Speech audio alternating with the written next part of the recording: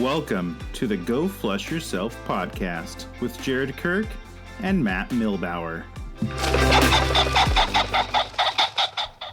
Hey listeners, before this episode gets started, I want to remind you that we don't have advertisers on this podcast, and to cover costs of having a podcast, we rely on Patreon members and merchandise sales. Discussions like the one you're about to hear is a good example of why not having advertisers is a benefit.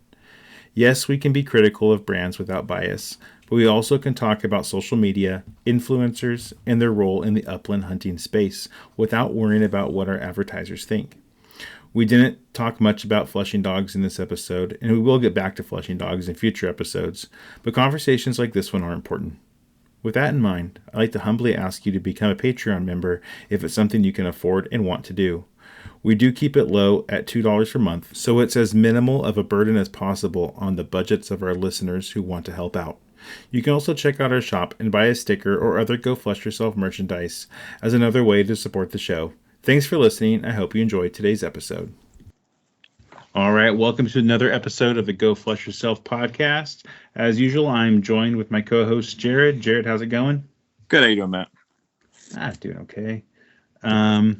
Yeah, we've been doing some hunting lately together. Got out last weekend and went to a few places. It was elk season. There's a lot of elk hunters. But I guess we could have avoided that if we went to shotgun only areas, but we didn't do that. A lot of elk hunters out on like bicycles and rifles in their back. Yeah, I wasn't. It's just since I don't really big game hunt anymore, it's not something I really even like think about outside of like the opener of deer, which is pretty much always the same, generally about the same time. Yeah. But yeah, it's not something I've been really paying attention to lately. So I guess that's kind of more. Yeah.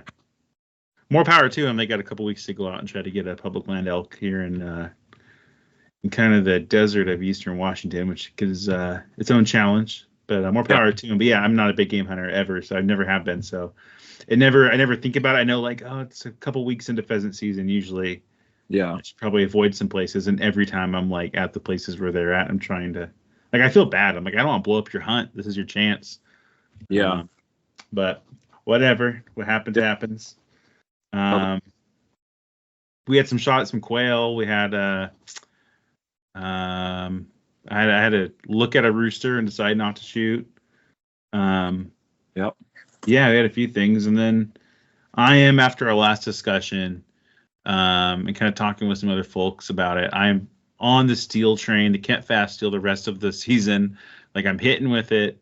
I'm not complaining about that at all. So, but I do want to pattern. So Jared, maybe in the off season, you and I get together and go pattern. I do need to go pattern I'm going to pattern my 20 gauge with some different shot and some different chokes and see what it's doing, because something weird's happening with Bismuth. And I don't think it's Bismuth's fault or Boss's fault. I have Boss shells. I think I'm not choked correctly for that kind of shell. Does that make sense? Yeah.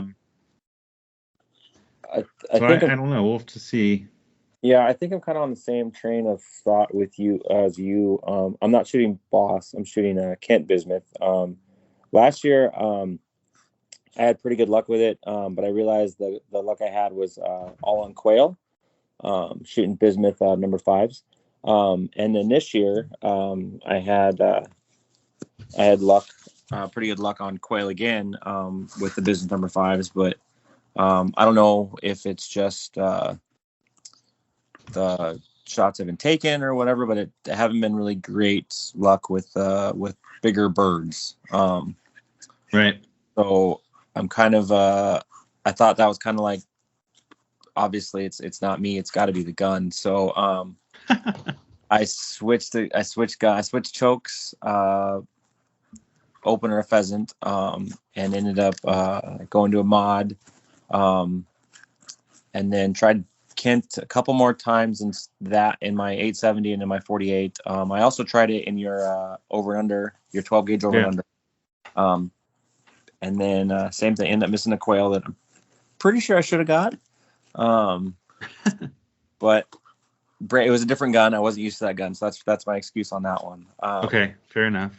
but I think I'm gonna try and switch my kind of go-to and something I've actually patterned, and I haven't patterned the Kent Bismuth, but I previously had patterned some Kent Fast Steel on my 870 with a mod choke, and I have a pretty good luck with it. So I picked up some number 3 steel, which I've always had pretty decent luck with. So I'm gonna try that for the remainder of the season, unless something pops up. Try that for the remainder of the season, just until I think, like you, I think I'm just maybe just not understanding bismuth as I should, and need to actually do some actual work with it in the gun before I actually kind of take it out in the field, which probably should do anyways, regardless. Upland hunting 101, but I'm not adherent to it usually, so I'm just like, oh, this has always worked. Yeah, and I think shotguns are kind of like, each one is kind of like a rule unto themselves, and so but then also, like, it's kind of like shotguns are kind of like that weird thing. It's like, it's a pretty simple tool, but there's so many nuances and stuff to it that you can go into it as far and as deep as you want to. But I think patterning in general is pretty important. So yeah, agreed. And that was your first time hunting with over under, is that correct? It was. That's actually the first time I shot it. I know you. Aqua. You complained it was a little heavy. And it could be that I'm just used to my 870, which is I think about the same weight as your over and under. Over 7.5 pounds. Yeah, I think my 870 might be right at 7 or just under 7.5 pounds. But either way, heavy. I liked it. I felt I liked how it's like, just the general feeling of it, and the balance of it was really good. It was a little different than my 870. He has a synthetic stock, so it's a little light in the rear, but it's something I'm also used to, and so, but I do notice that I seem to shoot slightly heavier guns a little better, which I think is generally the case for just about everybody. But no, it's the over and under something I kind of want to explore a little more, or double barrels in general, honestly. I like the idea of having 2 chokes and stuff like that. And I think it's kind of a natural progression as you get into hunting and stuff like that. You start with singles and pumps, and you kind of like slowly start graduating, to over and unders and side by sides and that kind of stuff. It's kind of like a natural progression. And now that I have a bird dog, I should probably try to make the jump and at least try them out. So yeah, no, I'm all on board for you doing that, as someone who's been a double barrel person for some time. I think there's something to it, like at least for our generation, and we're older millennials. It's like, duck hunting was really a big deal when we were in our early 20s and teens. Like, it was popular with Duck Commander and Duck Dynasty and all that was going, and it definitely had a big moment there where, like, when you said you upland hunted, like, to someone your age also hunts, like, oh, like, when do you go duck hunting? And when you go duck hunting, what do you have? A lot of people have big synthetic semi-auto 12 gauge shotguns, and so at least for us, I think that was something I pined after at that age, is like, oh, I want a Benelli Super Black Eagle 2 at the time, and in the Max 4 camo, and that was like the gun to have. And it was like, but as we get older and things change, and upland hunting is definitely now extremely popular, at least I think it is. Maybe I'm just too much in the zeitgeist of it, but it feels like it's becoming more popular amongst folks of our vintage, that is, and a lot of that is over under shotguns, and double barrels in general kind of depend on where you're at. So it does make sense. It does make sense that you kind of start going into that. Although spend the rest of your season with a shell you're familiar with in your 870 is probably a good idea. So I'm on board for that, especially now that the birds are going to get fewer and far between as the season kind of goes on. Yeah. So, but that's kind of the plan right now, is just stick with old standbys, and then maybe this season or this next season I'll get the summertime I'll get a new shotgun. Yeah. Well, hey, that's always nothing wrong with getting a new shotgun. Nope. So we did some hunting. Like I said, saw a pheasant. Saw a rooster. We flushed. The first place we went, we flushed 3 hens. Yeah. Which is good to see. That's a fairly popular public land spot where the state does plant roosters. And I think they planted this last week for Veterans Day weekend. I know they planted opening day, and they might plant again on Thanksgiving. That's usually kind of the progression that we see every year, more or less.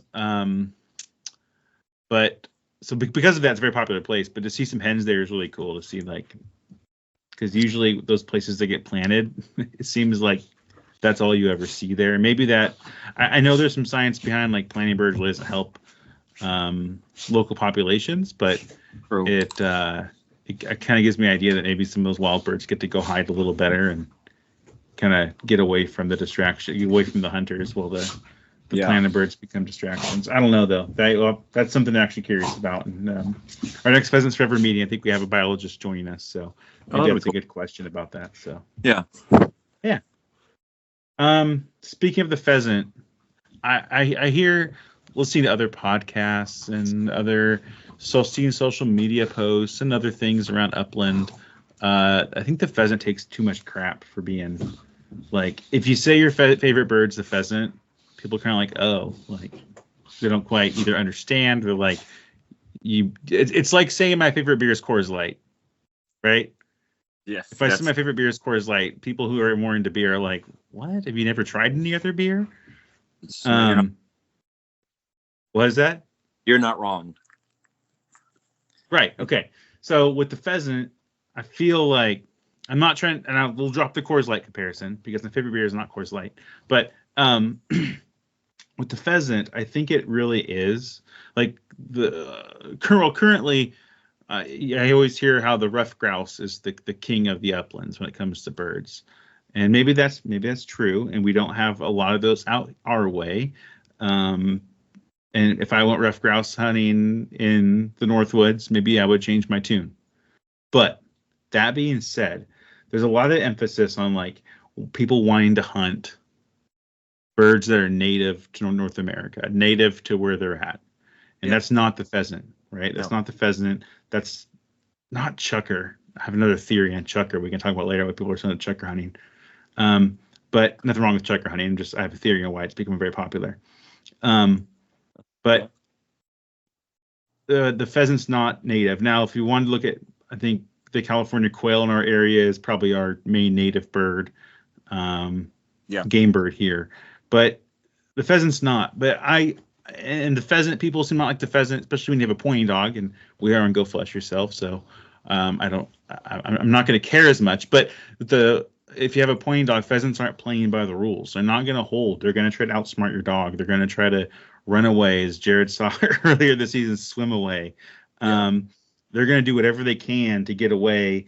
And even when you wing them, they're going to fight back at your dog. Like, if they're on the ground winged or down but still alive, and they have to fight them, they're going to get their legs up. They're going to be flapping their wings. They're not going to go down without a fight. Yeah. And they're an immigrant, right? They're from China originally. And I just think that the pheasant personifies America more than anything. It's an immigrant. We're a country of immigrants. It fights to the end. It does whatever it has to do to survive.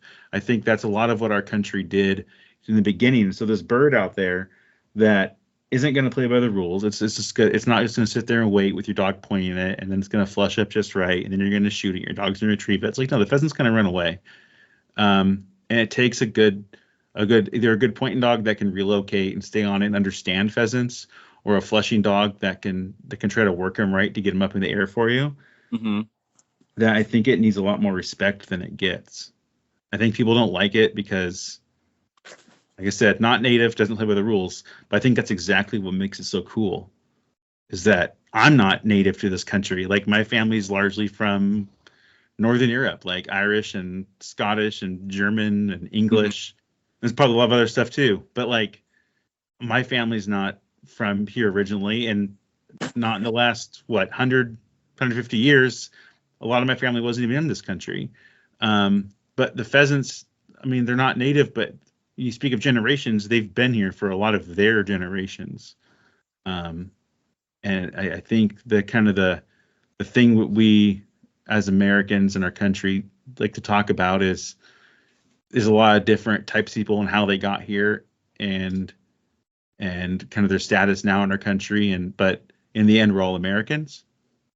I think that's what the pheasant is. It's the all-American game bird, even and because it's not native to here, because it found a home here and thrived, and it thrives in farmlands, right? It doesn't have to be in a wild spot with certain kind of grass, certain kind of cover, certain kind of forest, and how big the forest is, and all this stuff, which is cool, and that's its own thing. That's fine. I'm not knocking it, but like, it's gonna live in the city. It's gonna live on a golf course. It's gonna live in agriculture. Like, it's gonna figure out a way to survive, and that's why I think the pheasant is the ultimate upland game bird. Wonder what you think about that, Jared. Well, so the pheasant is not a ditch chicken, is what you're telling me. Sure, it's ditch chicken. It's whatever you want it to be. Yeah, that's the beauty of pheasant. That's true. It can live in a ditch. It can. It does, and it does. That's awesome.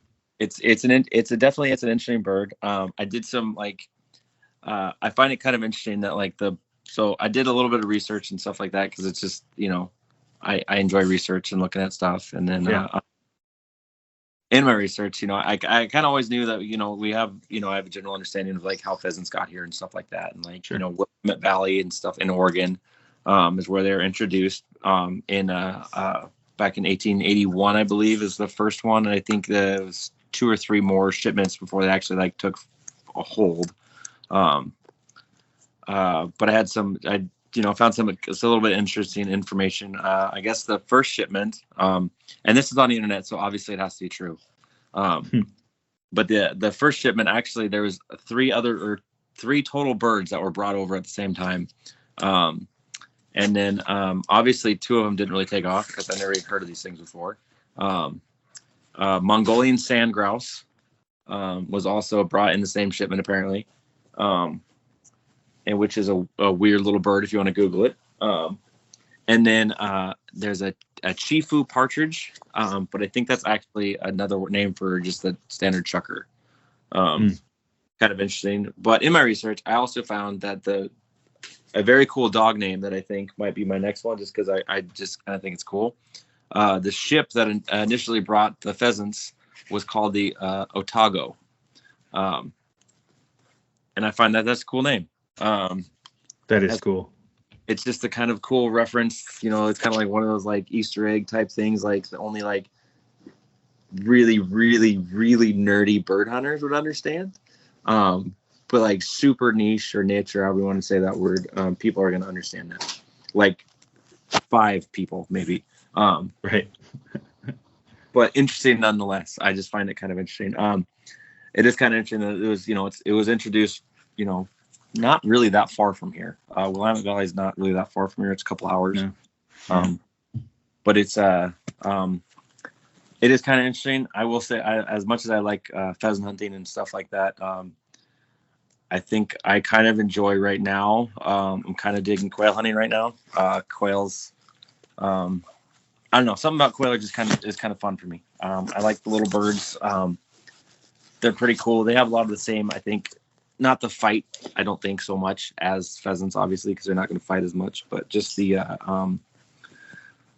just the tenacity of a quail is pretty impressive, if you think about it, because they live in cities and, and same kind of thing you said about pheasants and stuff like that. But yeah, and quail, you're just there's, you'll be hunting and stuff, and there's little bushes and stuff like that, and they'll just hold and hold and hold. And then, we hunted earlier this year where we had just gone through a covey of quail, and I think I ended up shooting 2 of them or something like that. I think you got 1 or someone else got 1. And while we were, just kind of chatting, trying to figure out where to go, we were there for 10 minutes or so, and the quail, I think, jumped up between us. We've been there the entire time holding. They're just kind of a neat little bird. And their call is pretty cool too, I'm not gonna lie. That is cool about quail, and that you can I spent enough time around our California quail when I was a little kid, and yeah, they'd be in my backyard, like walking on our fence and hiding in our bushes in our backyard growing up in like suburbia, right? And they would be, but you kind of learn what their calls do, like what a single call is versus that hailing call that they have, and they're like different, and like I feel like I kind of figure out like, oh, when they do this, they're trying to tell each other that, and they kind of try to relay that when I call them. So the spaniels decide to fight each other right now, and they're like wrestling behind me, making noise. You know, in these quail, you can kind of call and talk to them and start communicating with them. That's pretty cool. No, nothing against quail. I like quail. I don't think they're the ultimate game bird for the uplands. I think that's still the pheasant. But I'm with you. Quail are awesome. It's also cool we have so many different species of quail in our country. Yeah. And they all are kind of different. Like the way they flush is different. The way, you know, they're all a little different. I don't know. When that pheasant flushes, though, is there a feeling that you can beat with that? Like, is there a better feeling in the world than like a rooster flush at your feet? It's pretty cool. Like, I'm not gonna lie, it's pretty cool. And that cackle. Having a grouse flush at your feet too in the woods. Okay. Yeah. Is pretty magical in and of itself, just because it has that, you know, because birds shouldn't be there kind of stuff. You know, you're walking and it just, I mean, it's like a pheasant and stuff like that, but it just has a, I don't know, there's just kind of like a innate kind of like scare the shit out of you type of thing. Like when it's, you know, when you're not expecting it, or you're not hunting, you know, you're deer hunting or whatever like that, and one jumps up next to you, or you're happening across something and one just comes out of nowhere. It has kind of its own magic too. I think honestly the only real answer from a scientific perspective is we have to hunt all of them and then make an actual informed decision. I feel like that. Okay. Really do it. I like it. Yeah. I mean, there's probably a case for the sage grouse. There's definitely a case for the rough grouse. There's probably a case for the chucker. Okay, since I brought it up earlier, my theory on the chucker real quick. Yeah. It seems like there's a lot of popularity around it. I think it's the same. I feel like I brought this up before, but I'm not sure if it was on the podcast. But I feel like it's the same drive that's behind like ultra marathons and like really extreme stuff that pushes the limits of people. I think there's like this push right now to be like dominate nature. Not nature. Like not nature in a way of like destroying nature, but like dominate in a way of like I can overcome this severe challenge that nature puts in front of me. Right. And chucker hunting is that, like on the hills. Like you think if people really want to get out to Hell's Canyon on the Snake River and hunt chucker, that seems to be like everyone's dream chucker hunt. It's got to be. I mean, it has to be up there if it's not number one for that. But like that's that same kind of mindset of like I'm going to beat this thing, you know. Right. For me personally, that's not that's not my style of upland hunting. I'm not like I'm gonna go out there and beat this. Like I can go out and get no birds and have a great day. I did that on Sunday. The spaniels worked beautifully together. I barely had to talk or call them, whistle, anything. They just worked cover to cover, almost working together. And they've only had a couple seasons together though, but they're working together and they flushed one rooster that I didn't hit. But like I left with a smile on my face. I didn't need to go dominate nature. And I don't mind hunting ag land. I don't have to be in something super wild. Maybe that's my perspective on the pheasant then, right? Like I don't mind hunting a hedgerow in between fields or harvested corn or stuff like that. Like that's I think it's great to see those intermixing of like nature and man and these different things. And then there's this pheasant thriving in that kind of mix between the two. Yeah. I think it's a beautiful thing, but each their own. I totally get the wild spaces thing too. And I enjoy that also. When you find a place and it's like, this is untouched and we're going to go get a bird out of it. That's freaking cool. Yeah. It has, I mean, that's the cool thing about like upland in general is just the sheer amount of like differences you can find. Like you said, like, you know, go through farm fields and stuff like that and get into pheasants or places like, you know, the different kind of like, you know, prairie grouse and that kind of stuff. And then you can also go into like the woods and get into like, you know, we have mountain quail here.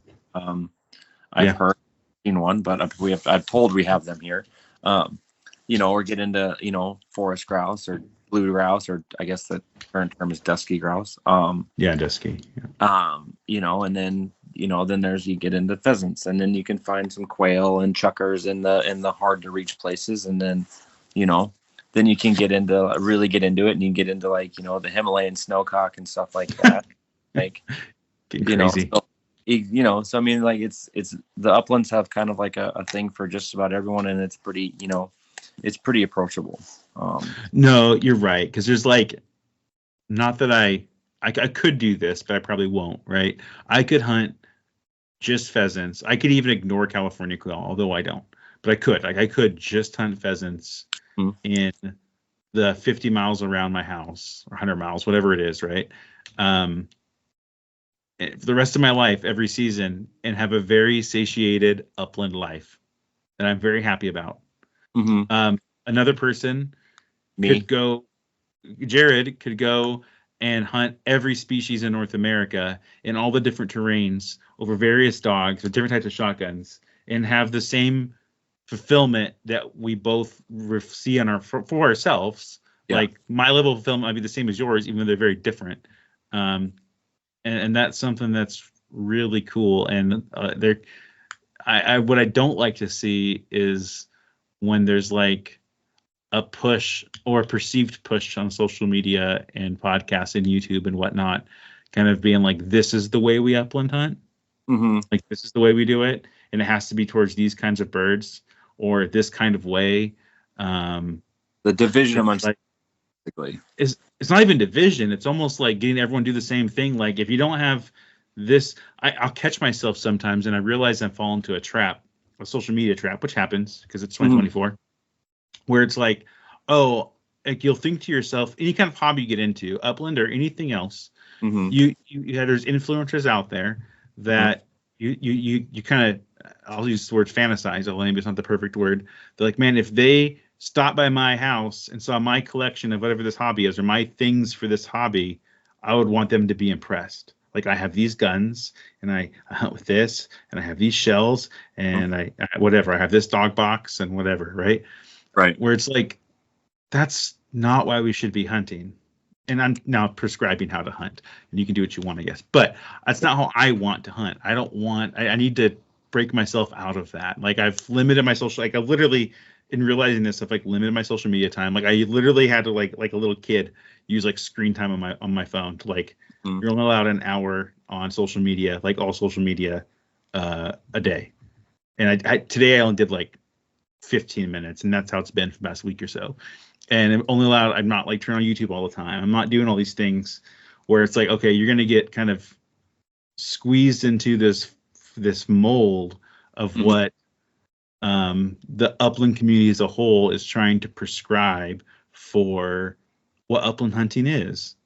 And right now, like, anyone out there listening who's into social media, YouTube, and all that of upland hunting knows what that is. And we could describe it, but you know what products they are, you know what guns they are, you know what dogs they are, like, you know where the hunting is. Like, if you're not going to the Dakotas and Montana, like, are you really hunting? Like, if you're not planning that trip, are you really hunting? Nothing against that. I went to Montana. It was freaking awesome. Like, and I'll be going back. But like, Montana trip, like, but I think I kind of understand what you're saying. Is like, it's hard to put into words, but like, you know what I'm talking about. Yeah, I think it's like there's almost like a pressure, Yes. Like, if you're not posting like full tailgates of of all these birds that you shot, and then like, I mean, I posted, I don't know, last couple of hunts I've been on, I don't think I've shot at stuff, and I haven't shot anything. And it's just like, but you have to kind of reel yourself back in a little bit and be like, well, I didn't shoot. And generally, like, I don't really care. Like, I'm out there for fun and stuff like that, especially with bones and stuff like that, and watching him do his kind of things. And then, it's just like, I didn't really get anything, and that's okay, because like, you have to kind of like look at the big picture kind of stuff. Like, I got outside, I took a walk with a shotgun, I saw some cool places. I watched Bones just have an absolute ball, running around, doing his thing, getting into stuff, and just see the look of like just pure happiness on his face, doing what he's bred to do, is kind of sometimes, regardless of not that I don't want like, full tailgates and stuff like that. Sure. Like, I guess hatches in my concept, because I don't have a truck, I have a Subaru. Right. you know, it's a little harder to do full tailgates when you don't have a tailgate, but like, you can do a full hatch and it's a little That's- not as wide, so easier to get to the fullness. it's true. It's actually, there's another excuse right there for me. Yeah. But no, it is kind of like you have to kind of like relieve yourself a little bit of the pressure that social media is basically like, it's not real. It's real in a sense, but it's all, it's pretend. You know, and it's nice to have like, you know, I mean, you know, post the stuff, post the failures, you know, that's kind of my, you know, I think kind of like what we're kind of trying to do is like we post the failures. I've been trying to do that on our page, like post, like I got out today, didn't get anything. It was awesome. Yeah. Had a great time. Look at some cool pictures I took, you know, I tried. Right. Yeah. And I think, you know, that my plan is this year is I'm going to try and like, even after the season, you know, take phones out a couple times and just take pictures, you know, you know, just take some pictures and stuff like off after the season. I'm taking the shotgun with me full season. I'm not gonna fight there with that. But you know, just to, you know, get out in the woods, you know, it's kind of cool, or wherever the case may be, but get out and just kind of enjoy the outdoors and, you know, have a good time. And if you get a bird, cool. If you don't get a bird, you know, you still had a good time, you know? Yeah. Yeah. It's, yeah, you're right. It's pressure, and social media is not real. Like there's a lot of people out there that do a lot. Okay, there's a small amount of people that do a lot of hunting, but that's a lot of the media that you consume are those people. Yep. And where hunting is basically their job. It is not their job. It's adjacent to their job. Yeah. And they're in the hunting industry, right? Like that's where they work. Yeah. And it's not realistic to compare yourself to them. And you will naturally compare yourself to them, even if you know you shouldn't be. Like you have to fight it. You have to actively fight your way out of that and kind of put your head back into the 90s, like pre-social media. If you were hunting at that time, what was hunting to you then? You didn't care. Like none of my friends at school, not some of my best friends, knew that I was hunting. I wasn't trying to share that I was a hunter, and I wasn't bragging to people about how many birds we got on the weekend at school the next day. And just think of the 90s, I was a kid, so that's one of the comparison I have really pre-social media. But I will tell the truth that sometimes when I'm hunting, I'm looking forward in a weird way to like posting a picture of all the birds I'm getting if I'm getting birds. If I'm not getting birds, I'm thinking I'd love to get a bird so I can post a picture of it. That's stupid. Why am I thinking of that? That's not why I'm hunting.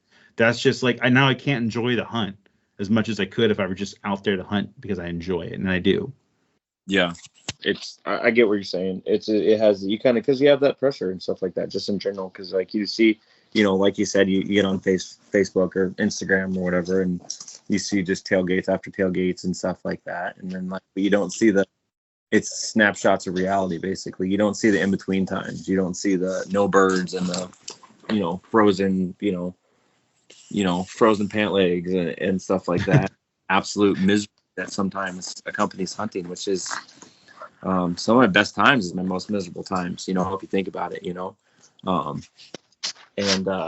You know, so it's sometimes it's nice to just take a little break and just realize the fact that, you know, social media is you know, just like anything else, and you just gotta, you know, realize what it actually is, and realize that, you know, you don't have to compare yourself. You know, what is that?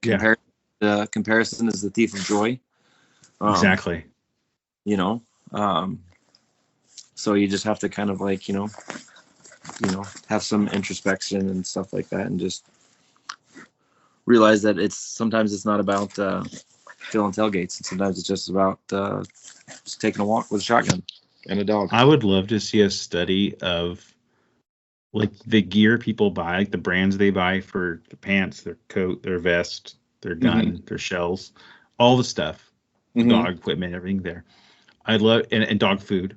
I'd love to see a comparison of what that is versus which media, like which podcasts and YouTubers they listen to the most and who their advertisers are. I bet it's heavily correlated, which is the point of advertising. I get it. But like, I feel like sometimes, like I recently, and I've always just worn jeans when I hunt. Like I wear my worst pair of jeans, like whatever's worn out the most, I wear those. Right. I do have some like Wrangler. I think I bought them like at Walmart or something. Maybe they're on Amazon, like just Wrangler field pants. They have like the reinforced fronts on them, Yeah, I have for those when too. it's really wet or nasty. Yeah. But like I was listening to someone, I won't say any names, and they were advertising some sort of pants, and I'm like, I'm not gonna buy those. Like, no, because I've done that enough. I've caught myself doing that enough where I'm like, oh, they're advertising this, it must be the best. Like, Right. until they have a new advertiser, and then it changes. Yeah. You know Yeah. what I mean? Like, It and kind it's like, why am I doing this?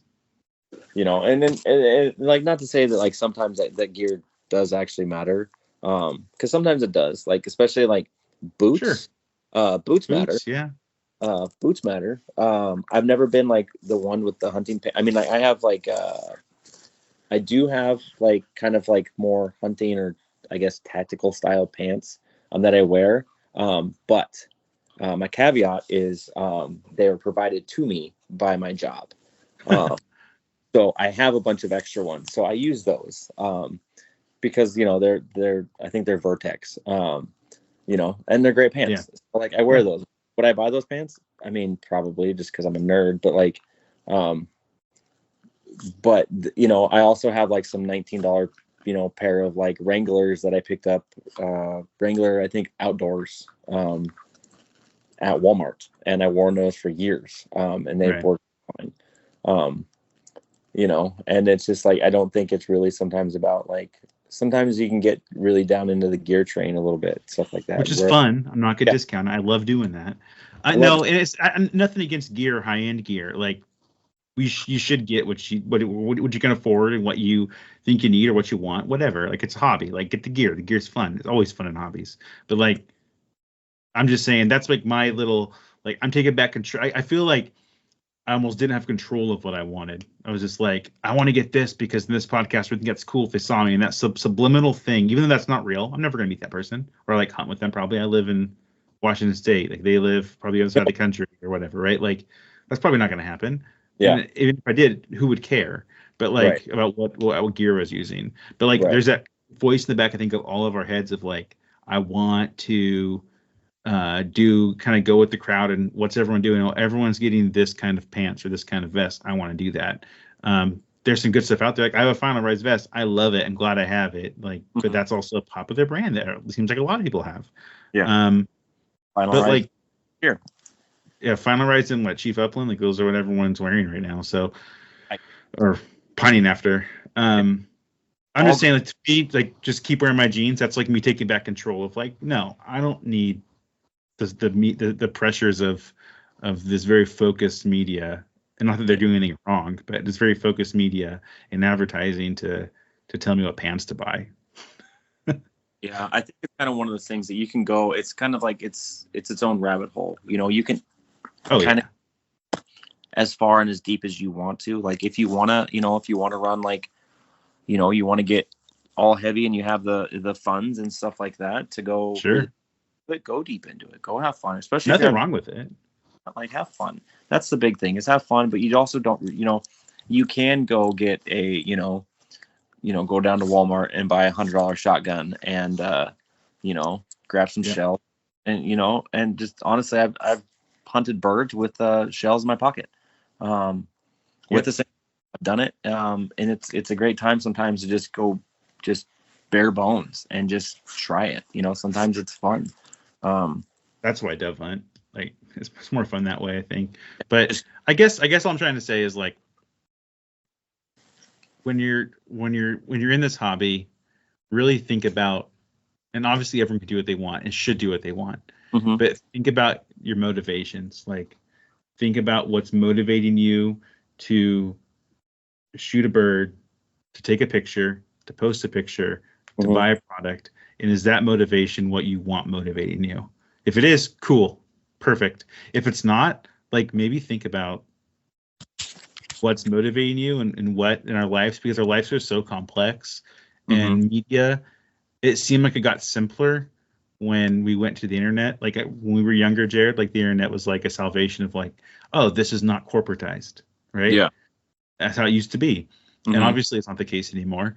But like it's so complex how we get advertised to and our algorithms that follow us around. Like, not to be political, but like I got politics out of my YouTube stream by stopping watching videos for like 2 weeks. Like, I'm not going to click on any news, current event, politics, anything. I'm only going to click on like, the handful of other things I follow, and it's finally gone. And I'm like, oh, this is a more fun way to enjoy YouTube. Yeah. But like, if you're not conscious about it, you get taken down a rabbit hole. It's just like, all of a sudden you're in this rabbit hole, and all of a sudden you're, even just in a hobby, you're an extremist in that hobby. It's Yeah. like, did you want to be there? Do you know why you're there? Yeah. Like you can get really, I mean, just like anything else, you can go really deep into it and take, go as far as you want to go into something, which is, is like we said before, is can be fun. But can be really fun. But you got to make sure you kind of got to check yourself. I guess that's all I'm trying to say. Yeah. Like, really think about why you're doing and buying the things you're doing and taking the pictures for what you're doing. Like, if you're hunting to take pictures to post on social media and that's your main motivation, I don't know if that's anyone's main motivation. I doubt it is. But if it was, and that's what you're doing everything legal, okay. Yeah. Like, if that's what you want. Yeah. To me, it's kind of weird. If that's what you want. That's cool. Nothing against tailgate shots. I post them. Yeah. But there's people out there who think maybe you shouldn't be posting them, and that's cool too. Like, there's a good debate. But yeah, people should think about it. The way our focuses can be taken to extremes much quicker and without our realization nowadays. Yeah, I mean, I think that's a good thought. Yeah, just be careful. Be careful out there. It's a wild place. Exactly. All right, Jared. Well, that was a fun conversation. I like that rabbit hole. Is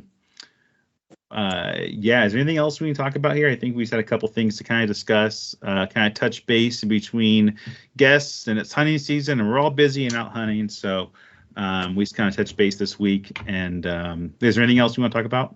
No, I think that's good right now. We'll kind of see if we can get some more hunts in, and we can kind of go from there. If any of our listeners want to chat about something or have a cool topic or do more car things. The car thing seemed to actually take off pretty well, and a lot of people had a lot of different thoughts, and which is kind of cool. So okay, yeah, I enjoyed seeing everyone's hunting rigs. People were posting pictures of their hunting rigs.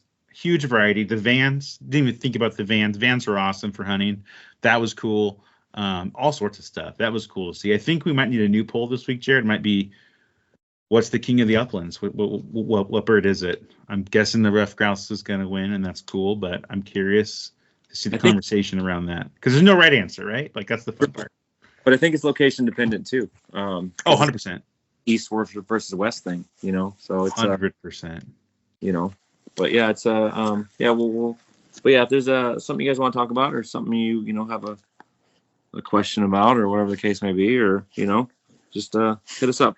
Let us know. Yeah, hit us up. Yeah. Yep, for sure. All right, Jared. Well, with that, we'll end this episode of the Go Flush Yourself podcast. Thanks for listening, and we'll talk to you all later.